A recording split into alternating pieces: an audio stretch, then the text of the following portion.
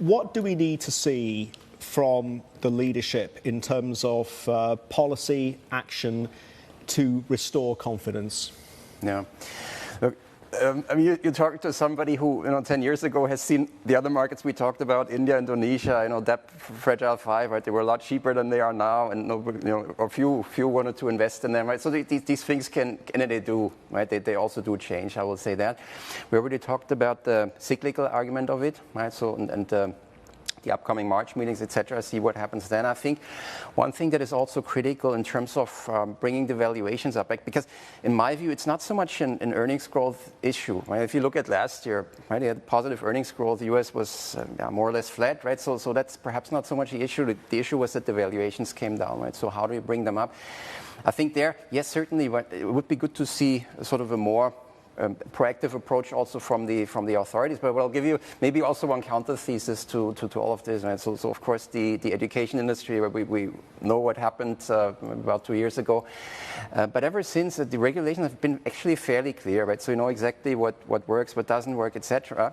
Right? So many of the investors perhaps don't look at these stocks so much anymore, but you will notice if you look at them, right? They're up 7-8 times, somewhere there, right? So massive recovery in these, right? And you could argue, okay, maybe they readjusted their business models, but arguably also on the valuation. So it is possible. It's also possible in China.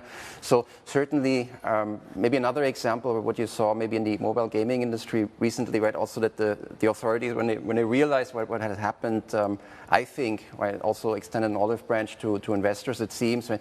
So when you see these kind of things, right, and steadiness also on the sort of what happens with the companies on that level, yeah? like in examples that I described, right? And they show that it is possible.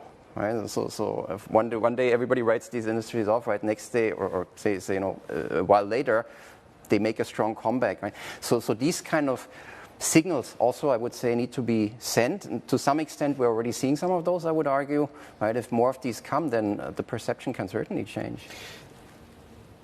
Patient capital needs to be in China, though, doesn't it? And or are the China internet names the way in here? And selectivity is what we hear a lot when it's applied to even the property sector.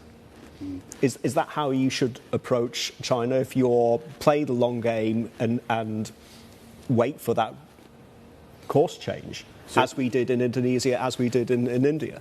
Certainly internet, I mean, that is still a very, very big, substantial part of the market, right? Even in a higher rate than in the US, for example, right? So you'd certainly look at those. Think for the long run, although, of course, in the short term, I'm talking about EVs. I think it's very, very clear, right? The Chinese producers, they're rolling up a lot of, also outside China. Right? In APEC, they're starting, Europe, they're starting.